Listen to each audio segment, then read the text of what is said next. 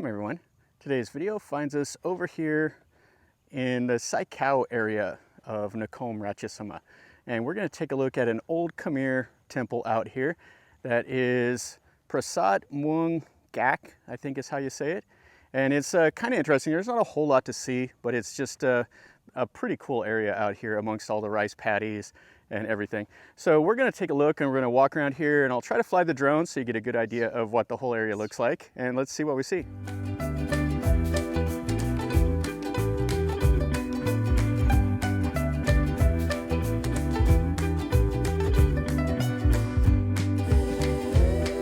This is the site right here. This is an old moat that's like 500 meters long. And then inside of the moat is the sandstone and brick temple. And there's several buildings that were here. And what they did is they hand dug this moat, and then they used the dirt, they piled it up and made a wall on the outside. And this was, I believe, a Hindu temple that was, I think was dedicated to Shiva. So most of what you see is down to the base, but there is still a little bit of the sandstone up here. You can see right here, here's an old wall, and then on the inside was a shrine that the sandstone columns are still intact. This would have been a building right here. And what's cool about this is it's just out here amongst like a little town and all the rice paddies, and I'm the only one here. There's not another soul. I saw a bird and a dog running around. And you can come out here and you can trample around and enjoy all this stuff on your own. So this is a little shrine. The locals still come over here and burn the incense and stuff like that. You can see the sandstone and the same here. So this looks like it would have been a couple deities across.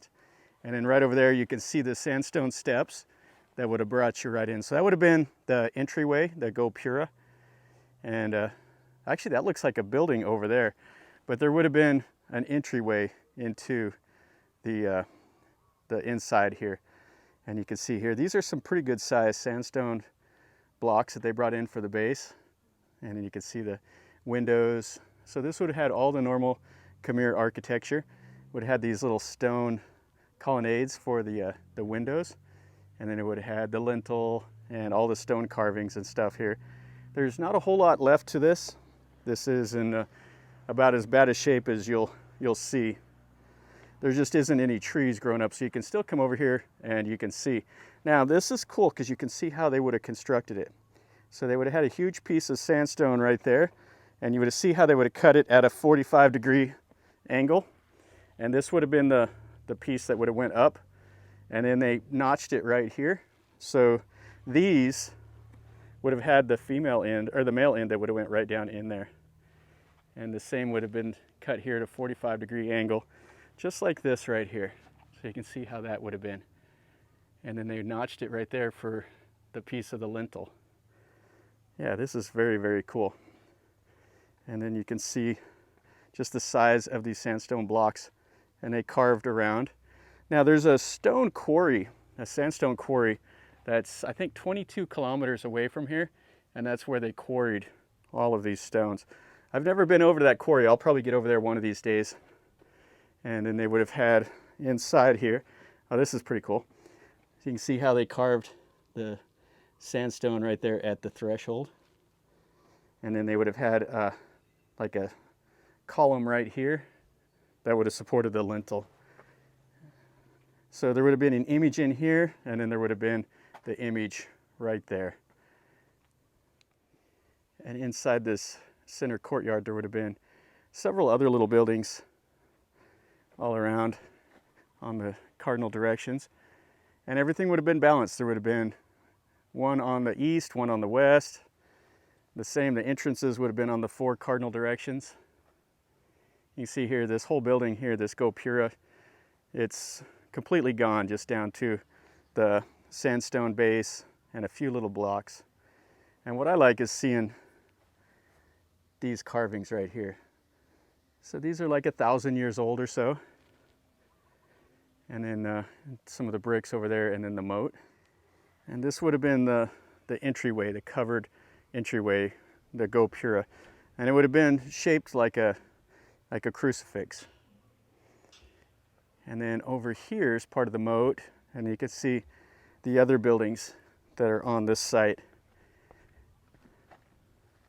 Lots of sandstone was used here. Now there was a little town that was a Dwadi settlement that was taken over by the Khmer that's not too far away from here. Muang Sima, I believe. I've never been to that little town. It's another one of my places to stop and see one of these days. So this here, the sandstone is just pretty much gone. Just a little bit. It's all eroded away. Plus, like in the old days, you know, this was all abandoned. So if the farmers needed brick for something, they came over here and they loaded up some brick and took it and used it for whatever they needed to. So this would have been a pretty good sized building here.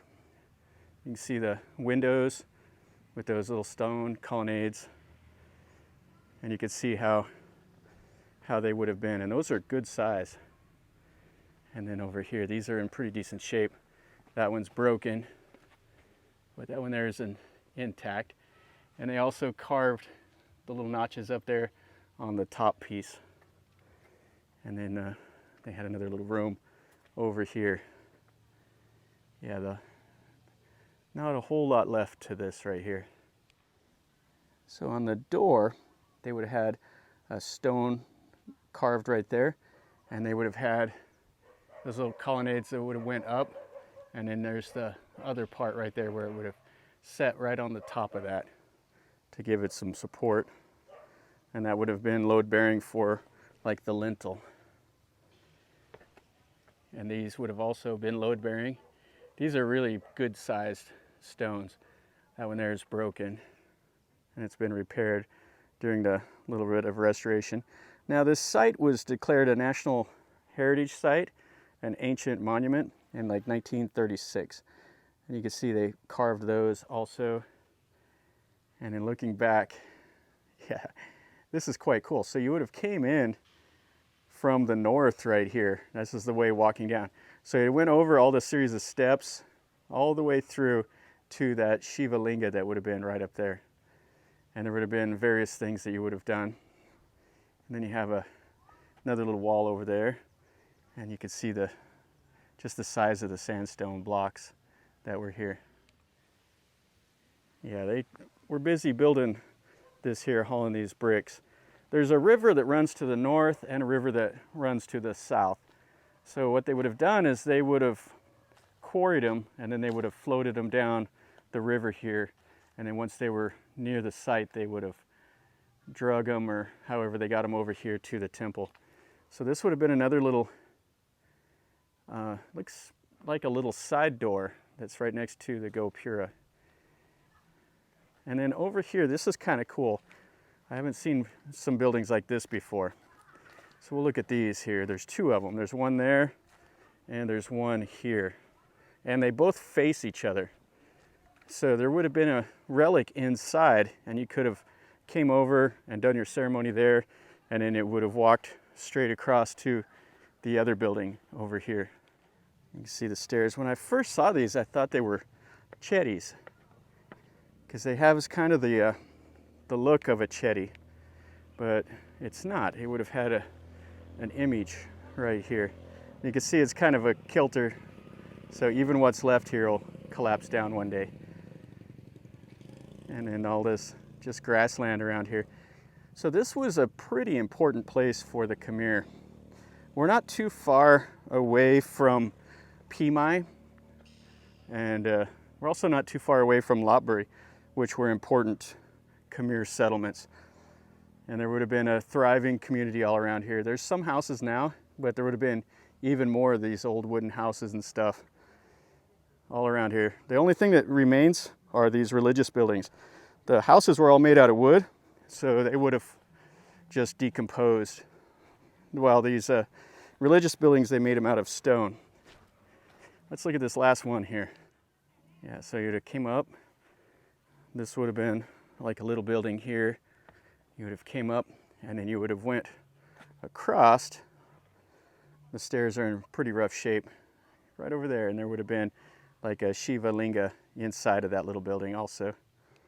Yeah, this is that other little building, and it's kind of interesting how they face towards each other. You can see what's left here. There's not a whole lot left to this site, which is a shame. I'd really like to have seen how it looked back in the day. And then this is the little pedestal for the other little relic. And then some more stones over there underneath the trees. And just a last little bit of it here. I'm gonna finish up a quick little video over here at Prasat Muang Khaek. This was built, I guess, in about 971 or so. And it was originally a Brahmin or a Hindu complex. And this was Khmer. You could tell by the styling with the sandstone and the way they did everything. It's really a shame that there's not a whole lot left to this. But like I said, you know, the farmers, if they needed brick or whatever, they came over and took it. Plus, you know, the jungle is really, really hard on stuff like that. It's still worth your time. Come over here, spend 30 minutes, walk around. And it's kind of a cool area if you like seeing rural Thailand. This is definitely some place you want to come over and explore this place. So anyway, if you enjoyed the video, make sure you smash like. If you know anything about this temple, let me know in a comment down below, or if you have any questions, ask me down in a comment and I'll do my best to answer them. And if you want me to show you something different, let me know also. And if you're new, subscribe, stick around, and then you're notified when I post a new video. This is the videos I do. I just go show you things that I see and tell you a little bit about what I know. Now I'm going to go out and I'm going to try to fly the drone, and I'll stick the drone footage in if I'm able to fly the drone and see it from up above, which is kind of cool. So anyway, from over here in Khao area near Nakhon Ratchasima, remember, life is a journey. So until next time, enjoy.